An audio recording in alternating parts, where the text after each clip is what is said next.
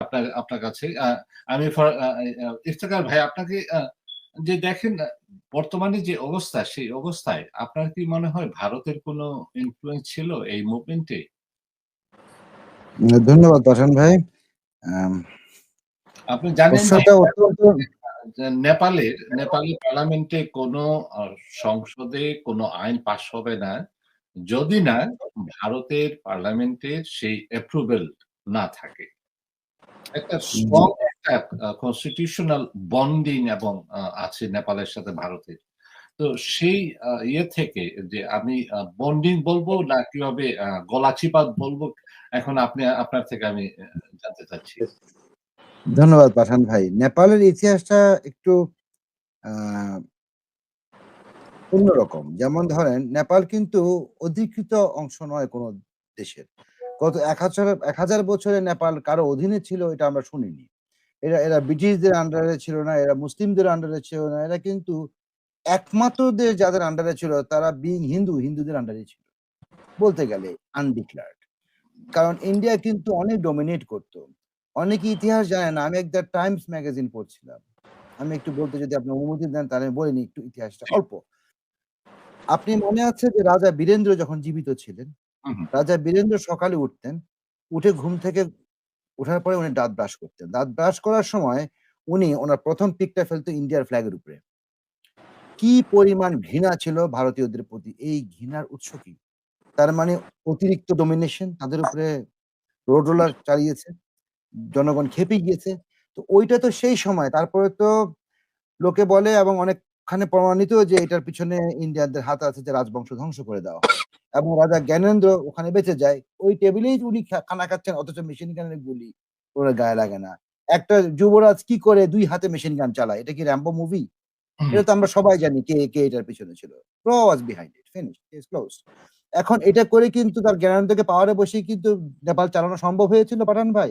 হয়নি, পারেনি। আল্টিমেটলি রাজতন্ত্রই শেষ হয়ে গেল। এমন একটা অভিশপ্ত আ সমাপ্তি ঘটলো, মানে অভিশাপ নেমে আসলো নেপালের উপর। তারপরে তো আপনার প্রচন্ড আসলো, অনেকেই আসলো, কমিউনিস্ট আসলো, কেউ তো কিছু করতে পারল না। মাওবাদীরা তো বহুদিন ওখানে অনেক কিছু করার চেষ্টা করেছিল কিন্তু কিছুই করতে পারেনি।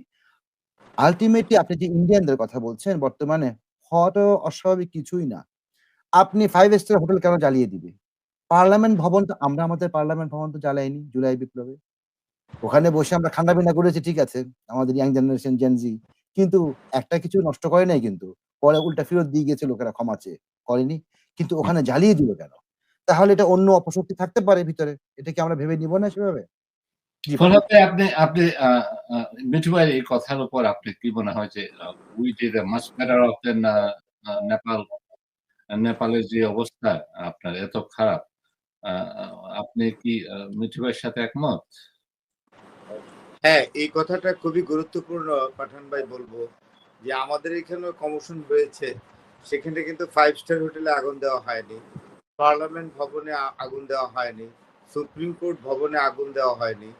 এগুলো কিন্তু রাষ্ট্রের গৌরব এবং একটা জাতিকে, মানে একটা জাতির যে কত মানে একটা গুরুত্বপূর্ণ স্থাপনা, অত্যন্ত গুরুত্বপূর্ণ স্থাপনা। এতে কোনো সন্দেহ নাই। কিন্তু দেখা গেল যে নেপালের সুপ্রিম কোর্ট ভবন একেবারে আগুনে পুড়ে ছারখার। পার্লামেন্ট ভবন আগুনে পুড়ে ছারখার। হিলটন হোটেল যেটা 5 স্টার আগুনে পুড়ে ছারখার। তার মানে কি এখানে একটা বড় ধরনের স্যাবোটেজ করেছে কেউ। এখন এর পেছনে নেপালের যারা আপনার জেনজি ডেমনস্ট্রেটর যারা আছে, জেনজি ডেমনস্ট্রেটর, রাইট? তারা তো নেপালেরই।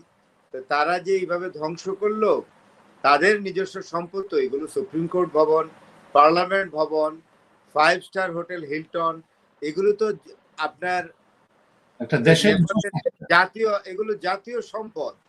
সেইগুলোকে এইভাবে আপনার আগুনে পুড়ে দিল, ধ্বংস করে দিল, আগুনে পুড়ে ডেমোলিস্ট করলো। সেইটার পেছনে কিন্তু এখনো কারণটা আমরা কিন্তু আমাদের কাছে পরিষ্কার না।